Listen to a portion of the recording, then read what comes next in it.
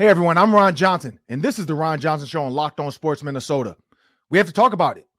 The NFC North, it's the Vikings for the taking. The NFC North is the Vikings conference to have. We'll discuss why coming up next on the Ron Johnson Show. Locked On Sports Minnesota podcast.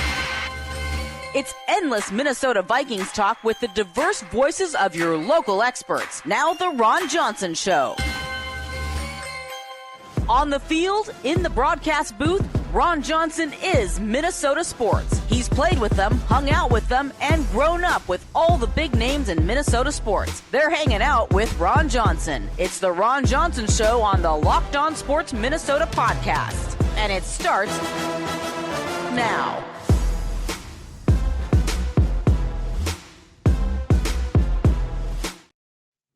Welcome, good people. Welcome. I am your host, Ron Johnson, and this is the Ron Johnson Show on Locked On Sports, Minnesota's podcast network.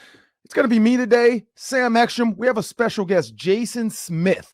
How about a Fresca on Twitter?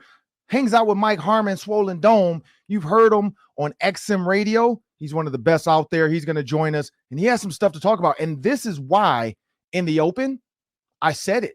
The NFC North is the Vikings for the taking, but it's all about how they decide to handle it. We'll talk about that, but before we get into it, remember, this episode is brought to you by FanDuel. This episode is brought to you by FanDuel Sportsbook, official sportsbook of Locked On. Make every moment more. I know when I put money on it, it made it more for me. I love that parlay. Travis Kelce, first touchdown scorer, it was there. I felt the goosebumps. Make sure you visit FanDuel.com/locked on today to get started. Now, as we talked about, we're going to have Jason Smith coming up in the show. We're also going to have a little sit down. We got to talk Aaron Rodgers. And when we start off the show, as I bring my producer, Sam Ekstrom, into the show, I want to make sure everybody remembers too, Amazon Fire and Roku. Make sure you download the app. Go to Amazon Fire or Roku on your TV. Search Locked On Sports Minnesota in the apps. Download it right to your TV. We'll be right there on your screen. Sam, as we jump into this, I kind of started off this NFC North. It's the Vikings for the taking. When you look at quarterbacks, I think quarterbacks first drive a division. You look at the Eagles.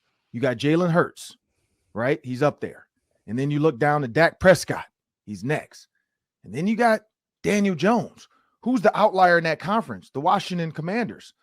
Nothing against the quarterback carousel they had. I think Taylor Heineke did a great job when he got a chance, but that's where they're going to lack a little bit unless they try to build this offense around Taylor Heineke, get him some more weapons, so on and so forth. I don't think they are, though. I think they're going to go get a quarterback. When you look at the NFC North, at the top, I don't know. Because according to Pat McAfee, when you look at his tweet, he said, trading Aaron Rodgers fits. The structure of his deal is there. The willingness to redo his contract is there. That's his boy. Aaron Rodgers is on his show all the time. Sounds like he wouldn't throw that out there unless Aaron Rodgers wanted it out there. Like Aaron Rodgers would not keep coming on the Pat McAfee show if Pat McAfee was throwing grenades into his career that could hurt him. He said, Pat McAfee, throw a little push for me. Push it out there because I know the people love to mess with you and they love to listen to you. Now, of course, when he comes on the Pat McAfee show, they're building that up too because people now want to, because he tweeted it, of course, and then Aaron Rodgers joins him on a Tuesday. But he tweeted it because he wants to be able to ask Aaron Rodgers that. Now, Tom Brady had a response and he said, when I effing know, I'll let you know. So clearly Brady's not ready to talk about if he's going to the 49ers or the Raiders or wherever. But Aaron Rodgers, I mean, he's looking for a dance partner. And they did say AFC. I don't think they're going to go 49ers. Now, the 49ers, of course, will love to have Aaron Rodgers. He is a Bay Area kid, Cal kid. But they're also like, we're not putting you in our conference. Like, we're not going to put you in the NFC because then we got to deal with you and you can knock us out to go to the Super Bowl. That we're not having that. We're not going to have that. Now, Raiders, good work. Devontae Adams, that's his boy. Maybe he gets back with Devontae. Or the Jets. Now, Jason Smith, we're going to talk to him about it coming up in the Hanging with Ron Johnson segment because he's a New York guy, Syracuse guy. That's why I'm wearing my Gopher hoodie. I got to bring the oar out for him too today. I'm going to have to oar him a little bit. He does have a good roll the boat story, though. He did tell me that. So stay tuned for that, because the roll the boat story, I think, is very impactful for people to understand the roll the boat culture. But Sam, when you look at this Aaron Rodgers in the division, this is why I say it. At the top of the division, if Aaron Rodgers gets traded, Kirk Cousins is one. Mm-hmm. I mean, where do you put Jordan Love? We don't know what he is. So then 2 has to be Jared Goff. And Justin Fields and Jared Goff, I think, are pretty even, though. Like, if you give Justin Fields the Eagles offense, I think Justin Fields does not as good as Jalen Hurts, but I think he does well. You give him those weapons, that run game, the Bears had none of that. They had the quarterback to get it done, but they had none of the other stuff. So then if you put Jared Goff in, and just for show's sake, Jared Goff, then Justin Fields, then Jordan Love 4th.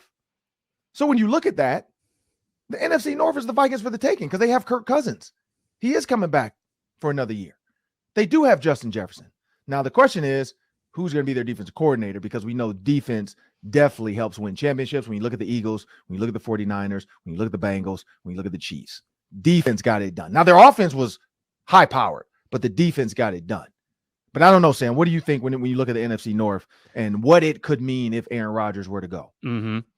So quarterback wise, I would feel the most confident in predicting what Kirk Cousins is going to be.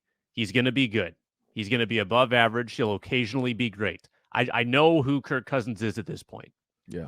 Jared Goff is hard to pinpoint, because Jared Goff has had the highest of highs in his career and the lowest of lows. I don't know who he is really, because he shows you something and then it disappears. I think he's going to be somewhere in the middle. Justin Fields, complete wild card to me. I don't know how he's going to look with a better supporting cast. And Jordan Love is the wilder card. No clue how he's going to look.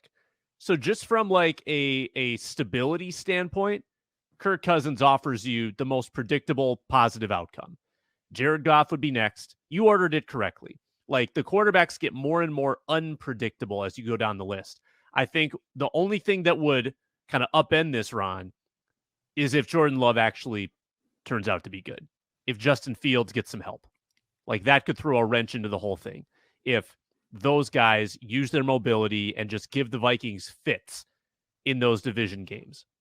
But Kirk Cousins is a sure he's the surest thing. Yeah, no, and the way I look at it, I see from an offensive coordinator standpoint, I'm going to take Shanahan over LaFleur. And this is why. I think if you put Jordan Love in the 49ers offense, I think he gets the same production from Jordan Love, similar to Brock Purdy.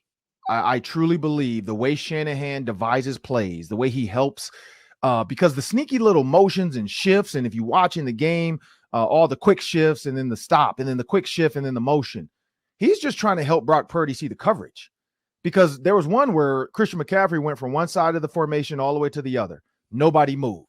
So what did that tell him? Hey, it's either a match zone or it's just straight zone. They're not playing man-to-man if nobody moved with them. Now, there are teams that are smart enough to know, okay, we're in man. You're going to take the guy in front of you. If a guy motions down, everybody kick down and you're getting the next guy. The problem is normally there's a little bit of communication if that's the case, where you see a guy move out and he's pointing to the next guy and then the next guy so on and so.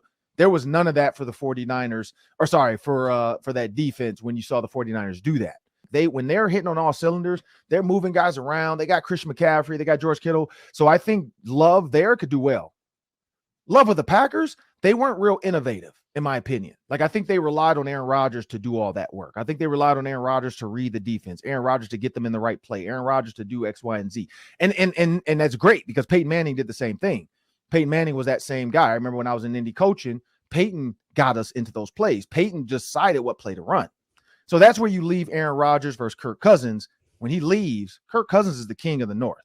He's the king of the NFC North as quarterback would go. Kevin O'Connell coming off 13 wins. I mean, I think if you put the pieces together for this defense, they'll be fine. But that's the key. That's going to be the key for this. But as you know, we got to get on to Jason Smith. I'm looking forward to that conversation. The Aaron Rodgers trade. Jason Smith's going to break it down from Fox Sports, XM Radio. Please check it out. But stay tuned for this. But remember, when you check out Locked On Sports Minnesota's podcast on YouTube, following every Twins, Vikings, Wild, or Wolves game, you're going to get excellent excellent breakdowns from our Locked On team hosts. They're broadcasting live with team insiders. Never miss a podcast by subscribing to Locked On Sports Minnesota on YouTube. We have a word from our sponsors. Thanks, Ron. Let me tell you about FanDuel and FanDuel.com/lockedon, where you can get started for betting Super Bowl 57. The no sweat first bet. Get up to $3,000 back in bonus bets if your first bet doesn't win.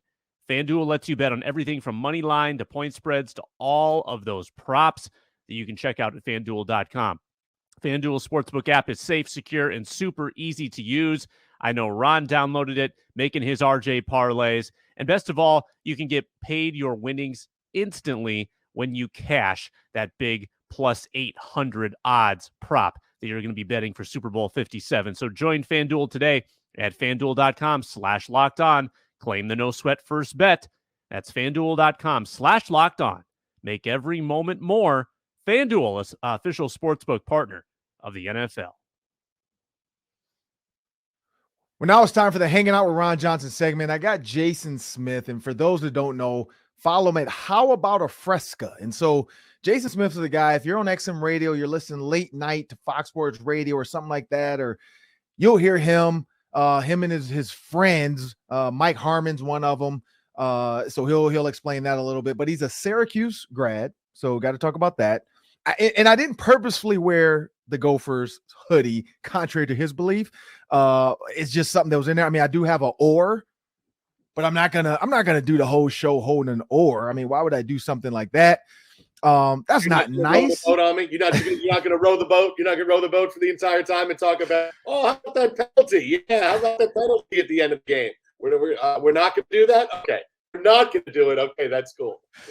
Oh man, no, I'm not gonna do that. I'm not gonna have the oar up with me the whole show. But got Jason Smith joining me. Jason Smith and I we connected back in like 2020. And so for those that don't remember the story, as the Ron Johnson show is new, we're about 6 months old now.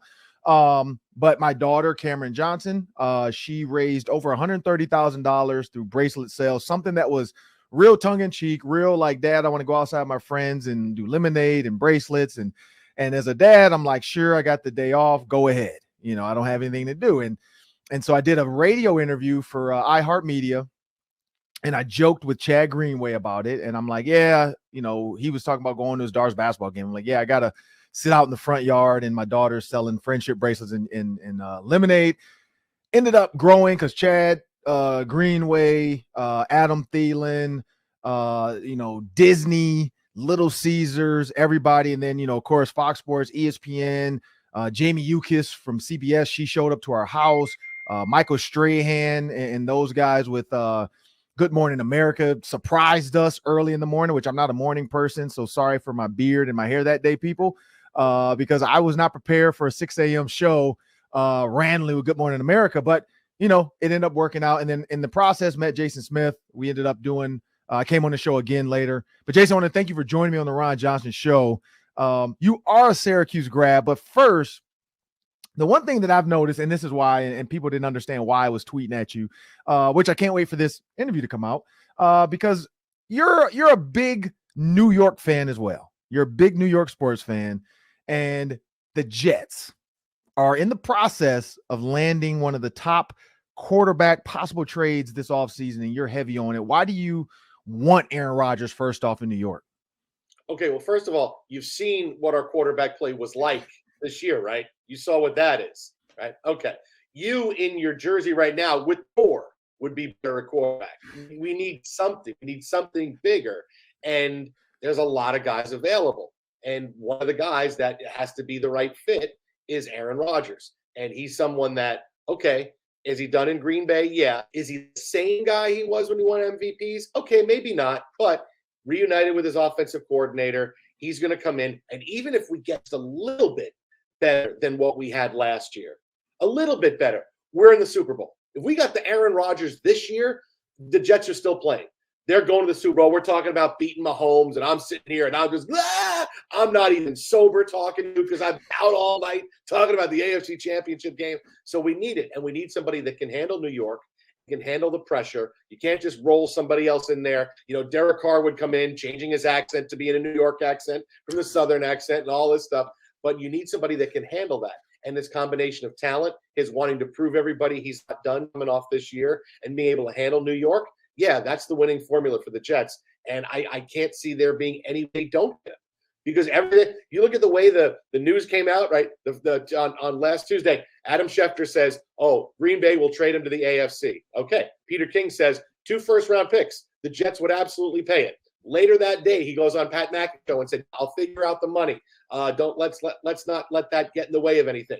They're all talking through the media, right? And when Aaron Rodgers actually says, it'd be great for Zach Wilson if the Jets go hire the right offensive coordinator for Zach. He's got a lot of talent. See, people heard, he's giving advice to the Jets. I heard, go hire the right offensive coordinator. So what do? They go hire his guy to come in. We got your guy, Aaron. It's coming. We're all set. I'll pick you up from the airport. It's all good.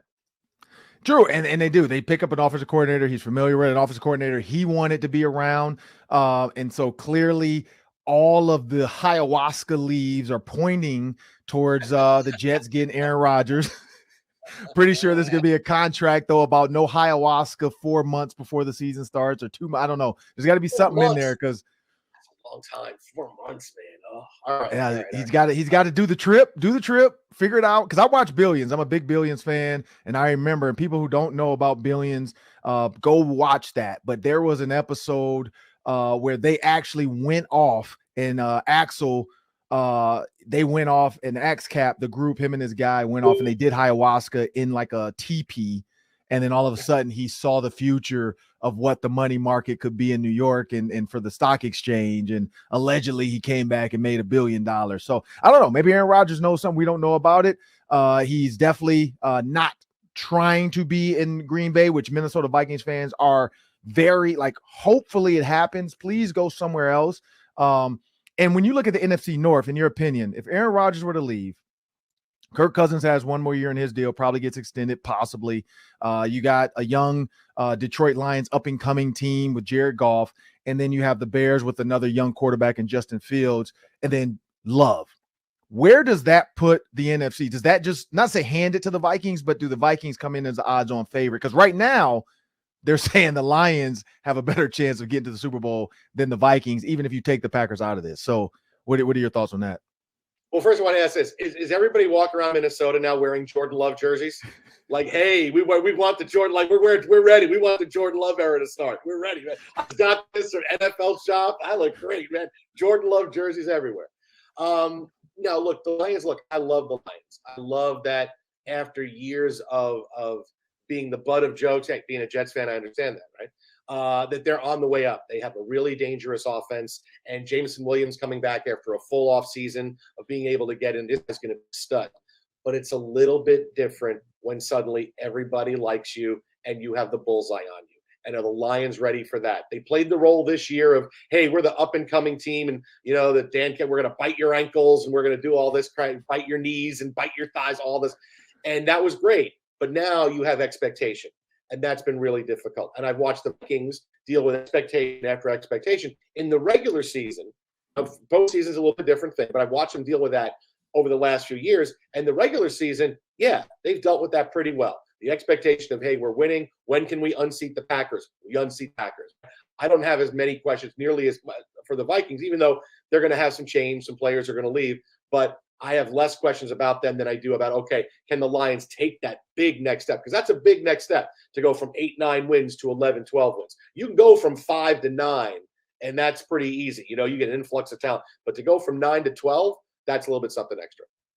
Yeah, and when you look at the shift, I guess you want to call it, in the NFC, if Aaron Rodgers were to go to the AFC, if you get Derek Carr, maybe Derek Carr comes to the NFC. Who knows what's going to happen? Maybe the Packers are secretly trying to get Derek Carr behind Jordan Love's back. I mean, there's a lot of things that could happen within the scope. We don't know where Tom Brady's possibly going to go because, rumors that he could go, anywhere from the 49ers over to the Broncos might try to move Russell Wilson. I mean, there's a lot of speculation, but we do know for sure Derek Carr, Tom Brady, and Aaron Rodgers are going to probably have new teams, for sure have new teams next year. But when you think about that shift of these older guard type quarterbacks, because I was around for the Peyton Manning shift and he left, The Drew Brees moving out. Now with Mahomes, you look at Burrow, you got Josh Allen, and those are kind of the three right now. And then you kind of can say Justin Herbert, maybe. Is there a quarterback that, when you look at Kirk Cousins, for instance, is there a quarterback that still has some left in the tank that might become one of the elite quarterbacks, or are we seeing it right now in the four that we just saw? Jalen Hurts, who knows with 49ers, but Jalen Hurts, Joe Burrow, and Mahomes. Is that kind of going to be the face of the NFL for the next 5 or 6 years? Yeah, because if you don't hit it by a certain time, okay, you're kind of limited as a quarterback. Now, could we see another Geno Smith situation where after a while, through circumstance that really takes a lot to have to occur, you can see a guy get in a situation where he's in the right situation, the right system, and it works? Yeah, I could see something like that. But are you going to see somebody suddenly show up and go from 25 touchdowns to 40? Nah, you kind of have it or you don't. And that's who I am with quarterbacks. Everybody else has a ceiling. Could Burrow throw 45 touchdowns next year? Sure. Mahomes, we've seen him do it, Josh Allen, and you're right. Those are the top guys. And Hurts as well, because what he's able to do, both throwing and running, I mean, nobody else is doing that. Lamar Jackson is hurt. You hope he's the same. You don't know what his contract situation is going to be.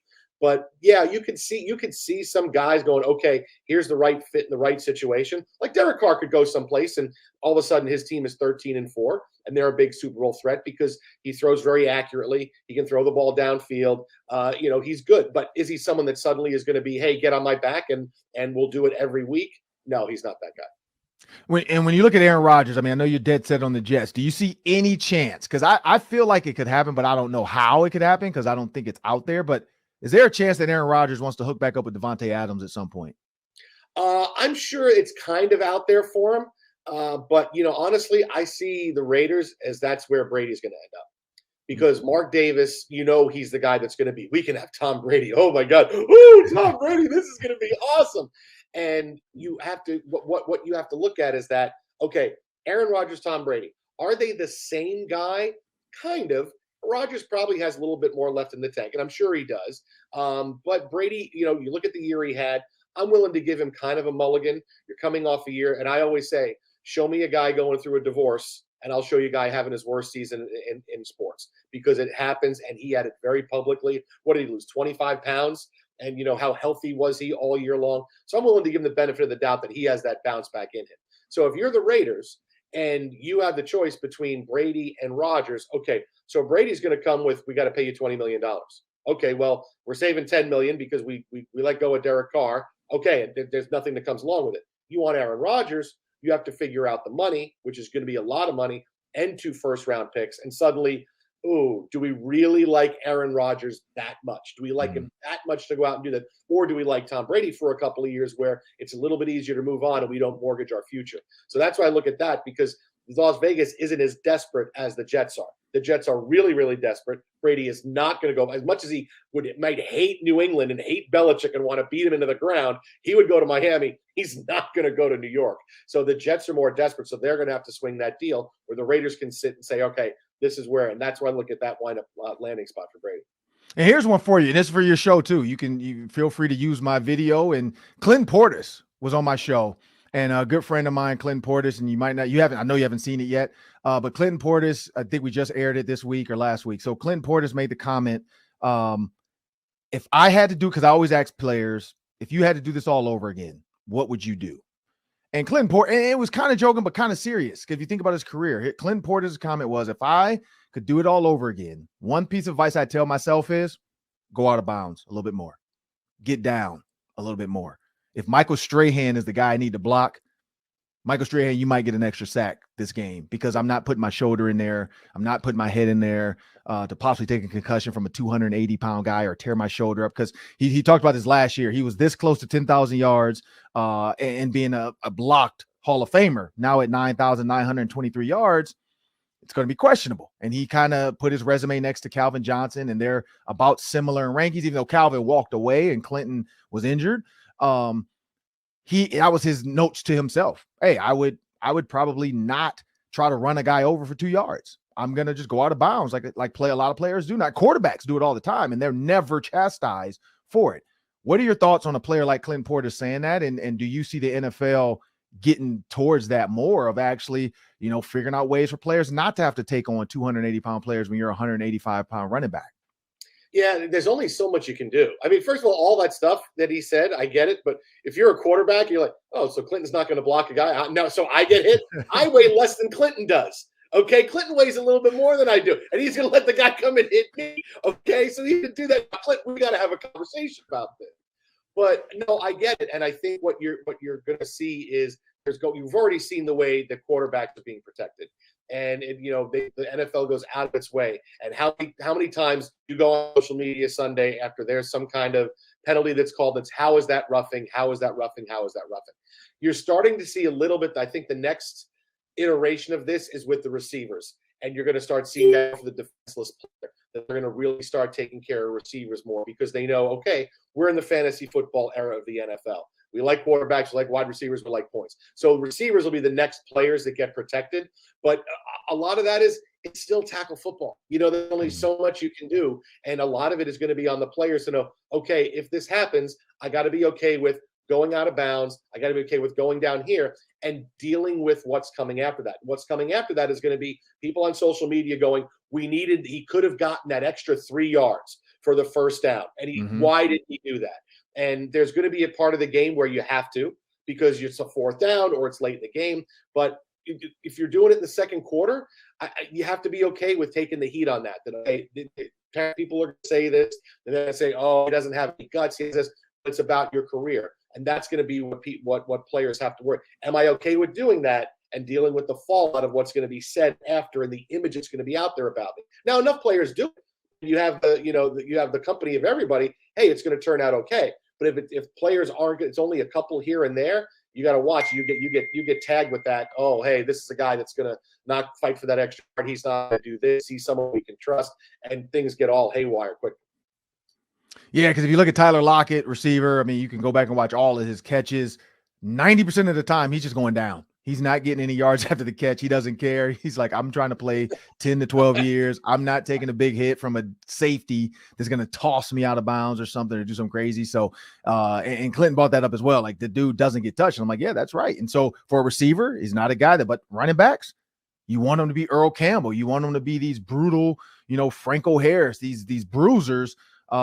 But that day of the NFL, I mean, there's less and less Jerome Bettis's now coming to the NFL and more McCaffreys, where guys are running routes now. They're Jet McKinnon.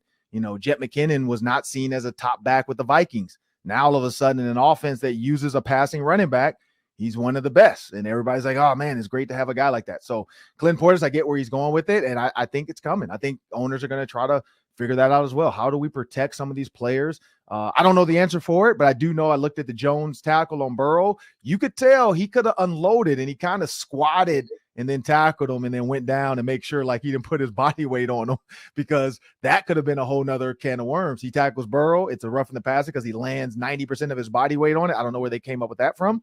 And then all of a sudden now we're going opposite. We're like, oh, they're trying to give the Bengals a Super Bowl. So they're so much into that game. But let's transition a little bit before we jump. What were you saying? It's funny because you think about this, and that's the big play of the game. Obviously, was the Osai roughing the passer penalty on pushing Mahomes out of bounds. And if anything, you would say someone would want to get caught for that extra penalty. It's Chris Jones, right?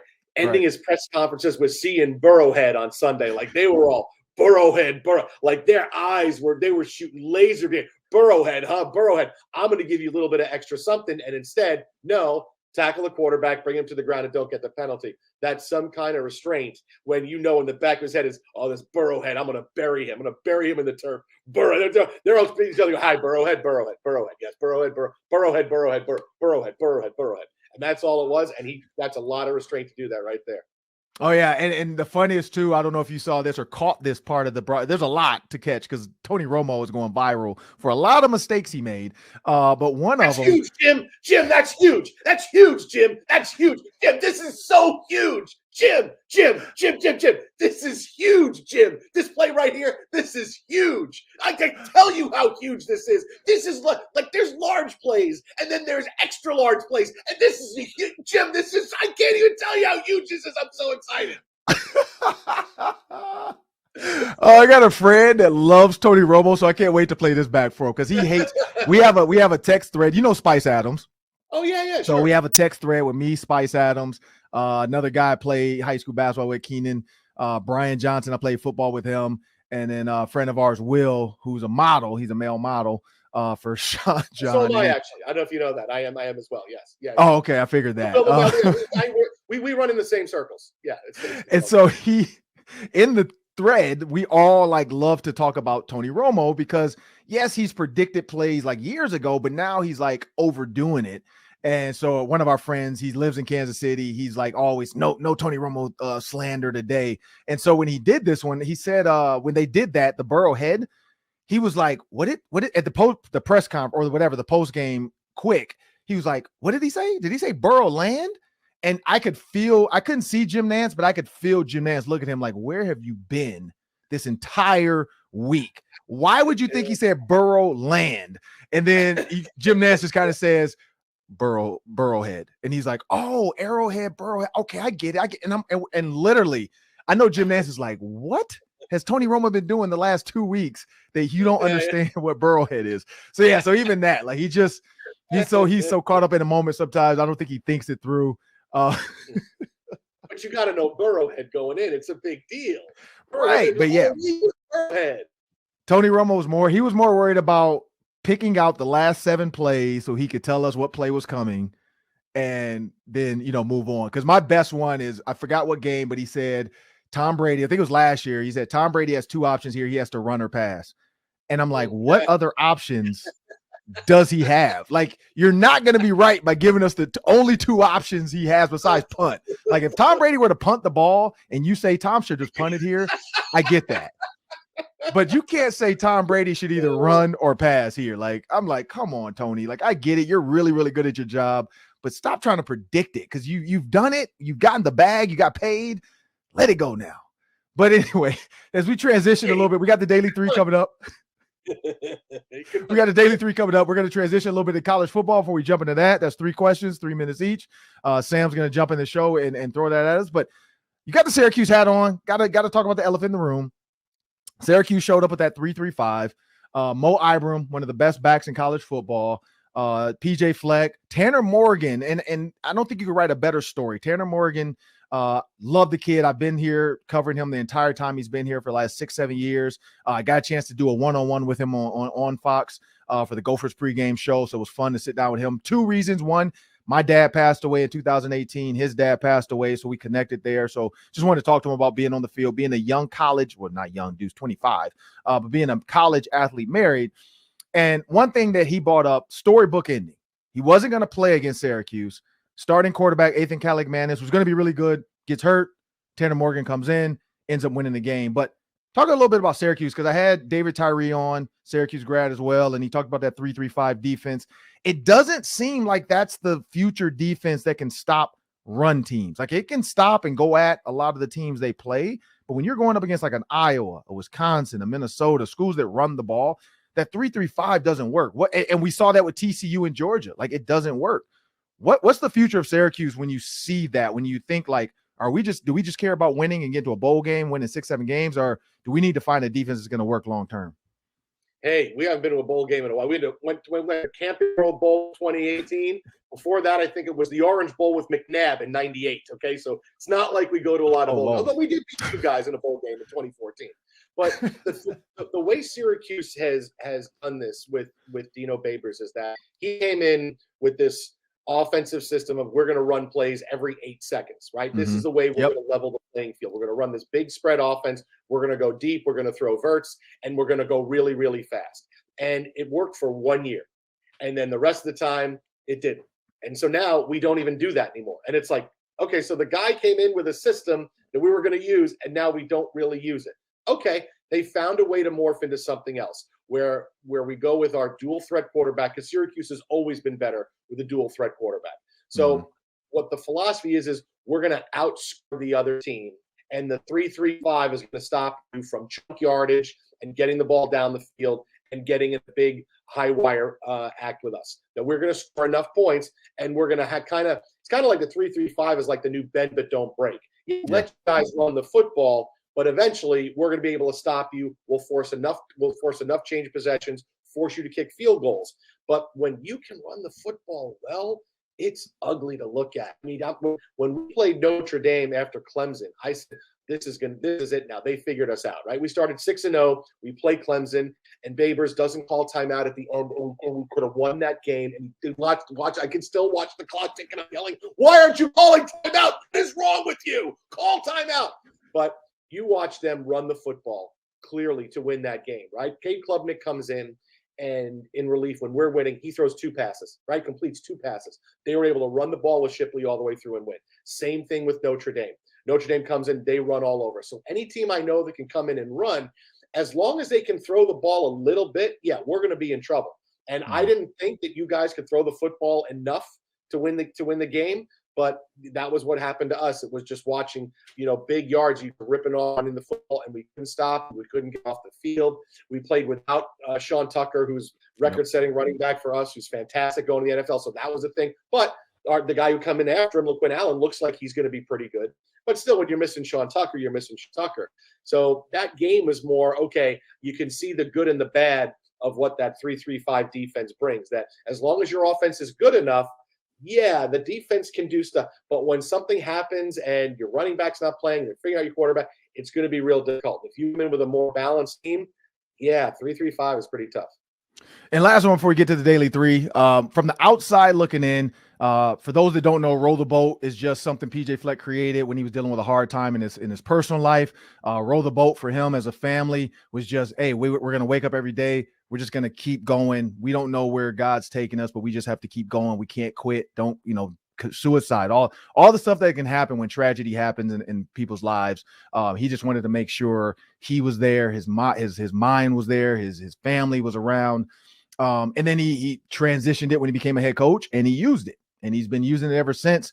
From the outside looking in, though, when you see wins, going to bowl games, 10-win seasons, 9-win seasons, what does roll the boat or what does PJ Fleck mean to you from a national, scope?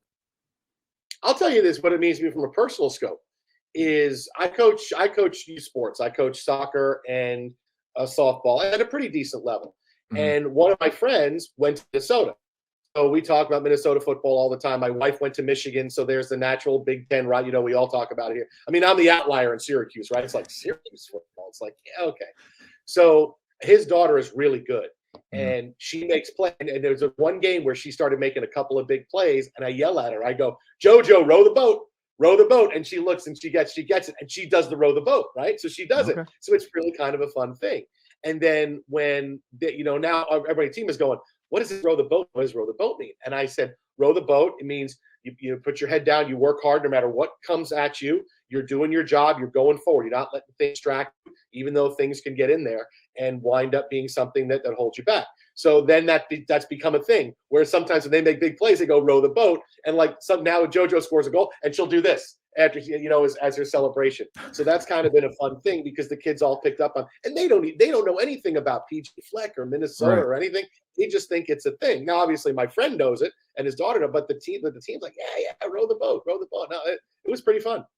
Well, I'm glad to hear that. Glad to hear that PJ Fleck's affecting everybody across the world. And for those that don't know, PJ Fleck does have a book about row the boat, has the tragedy in there, talks about it. So his players have picked up on it. We are going to have Carter Coughlin, Blake Cashman, Keefe, so all guys that have played for PJ Fleck. I had Tyler Johnson and Antoine Winfield as well. So again, those guys continue to talk about the process and what it's about. So it does work. It does matter, but I want to thank Jason Smith for joining me on the Hang with Ron Johnson segment. Coming up next, me, Jason, and Sam are going to sit down and do the Daily 3. That's 3 questions, 3 minutes each. Take it away, Sam.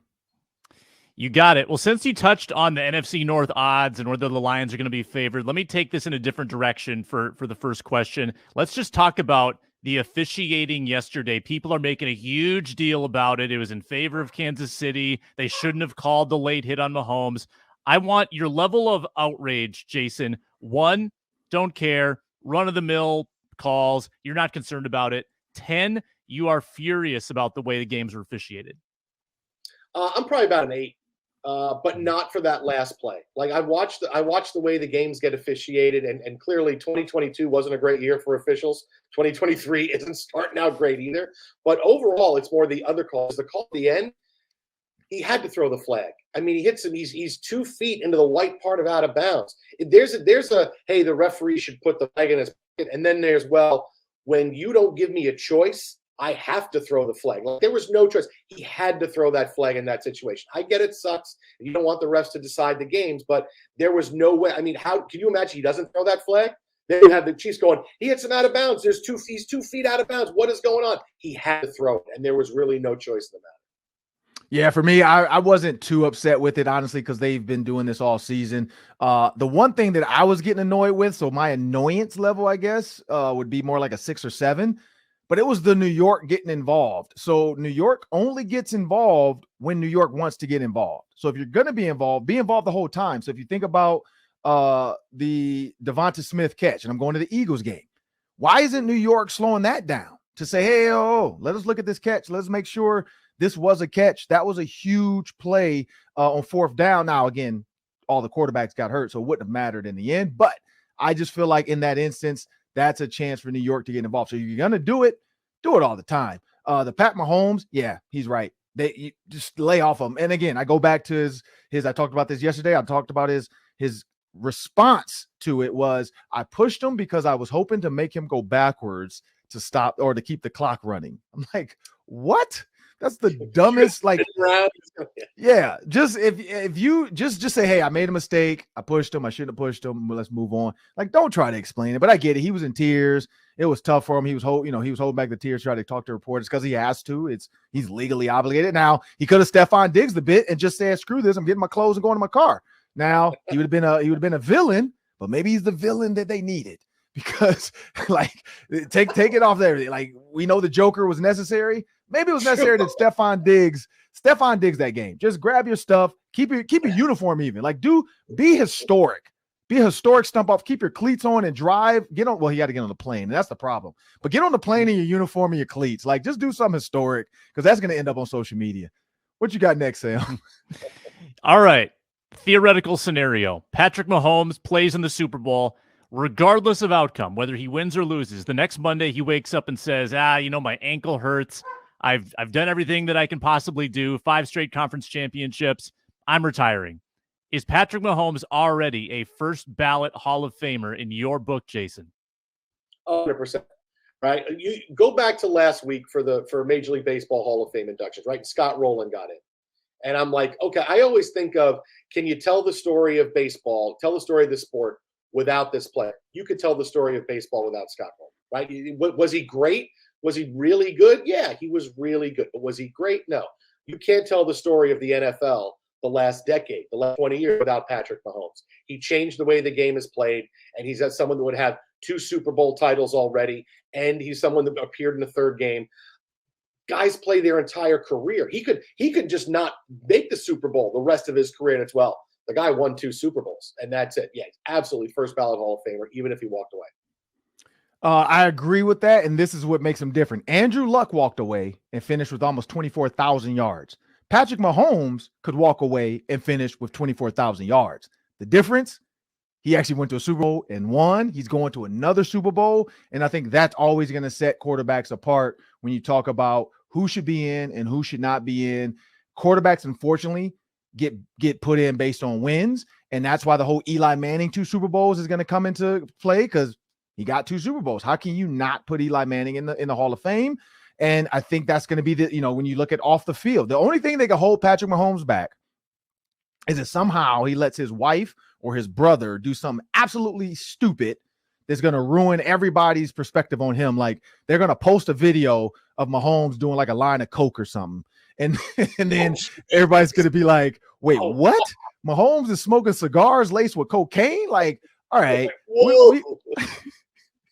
Like, you just don't know. Like, because they've gone way too far with TikTok now and all these videos being viral in the booth. Like, if we could get the Chiefs, like, I don't even want the Chiefs to win, because I'm tired of Jackson Mahomes in the videos. I'm fine with the videos, but just be normal. Like, stop screaming, stop throwing champagne on people. Like, just be normal. Like, it's getting a little bit out of there. And so that's why I'm like, yep, I think it, but off the field, there's nothing that he's done. And luckily, he's got a pretty good control in his life. But yeah, Andrew Luck and him, yards, they're right there. The win set them apart. So I agree. Multiple choice question to end the daily 3, relevant to one of the losing teams yesterday.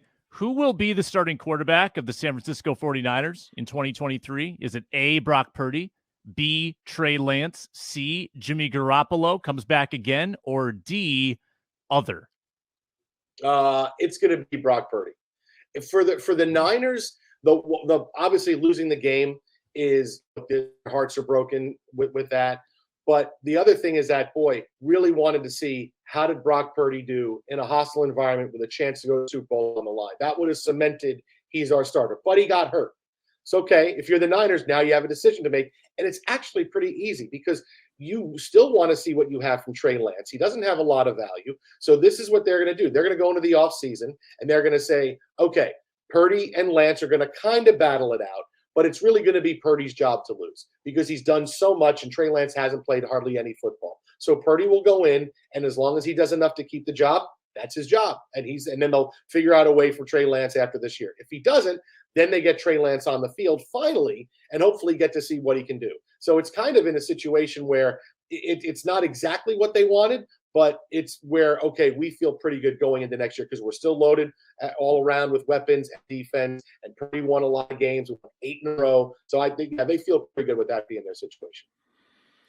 Oh man, this is a tough one. I mean, Trey Lance is from Minnesota. I know the kid. I saw him in high school. That's tough. North Dakota State. I want to say Trey Lance, and the reason I want to say Trey Lance is because when you look at Kyle Shanahan and what beat him down, Jalen Hurts. What can give you Jalen Hurts? Trey Lance. But the question is Trey Lance going to be healthy enough to give you what Jalen Hurts can give you? And I think that's always going to be the question mark. And I agree I think they're going to come in with those two. They're going to look at the play calls. They're going to do their stuff. Who has a better ball? Who's throwing better? Who gives us more in this offensive scheme when you think about Deebo Samuel and Brandon Ayuk and what they can do with George Kittle and how they move with Christian McCaffrey and all their different personnel groupings. If I were to put a quarterback out wide, who could actually play quarterback and get my quarterback the ball? Trey Lance could play receiver. But you're right. They're both cheap. You got 2 cheap quarterbacks that both can be on the roster, and you can have a 2-quarterback system. Now, I don't know if that works because we've never seen that in the NFL. We've seen that a lot in college. We've never seen it in the NFL. But, hey, we haven't seen a lot of stuff that's happened. So I wouldn't be opposed to them having a 2-quarterback system, bringing one in. Hey, when we need to do this, we're going to do this. When we need to do this with him, we're going to do this. And then you just try to stop us. But, again, that's not realistic in the NFL. We know it. I do feel like Brock Purdy has the edge because he's given them the most. He revived George Kittle's career almost, or season, I guess you'll say, because his trajectory wasn't Pro Bowl. And then Brock Purdy comes in and he puts George Kittle back in that, hey, man, this is the best tight end in football conversation. So, yeah, I got to lean towards Brock Purdy, but I'm hoping Trey Lance gets a fair shot. But I could see him getting traded. If I'm the Vikings, maybe I'm trading for the hometown kid. Let's get him in here cheap. He's the backup to Kirk Cousins, and maybe he's the future. Because that's what everybody was saying before when the 49ers took him. They wish the Vikings had maybe tried to go get him. They didn't. But I want to thank Jason Smith for joining me on the Ron Johnson Show. Jason, before we get out of here, I always like to do this with guests. If you could go back, because you look at, Swollen Dome, you look at how about a Fresca, everything. If you could go back, you married a Michigan gal. If you can go back and look at your career, you could look at college choice, anything, or just bad night. Terrible interview you did. Is there anything you go back and tell your future self or past self, about the future to kind of change the trajectory where you are right now? I don't know that I would change. See, the life I've had, I've been really fortunate because it's been a great adventure and it's been awesome. And it's every day is really something. Professionally, I would go back and I would tell myself, I say, hey, don't worry so much what other people are saying about you.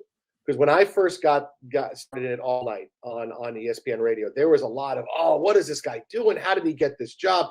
And, of course, you're on the internet. You can't help but see it, and people send you stuff.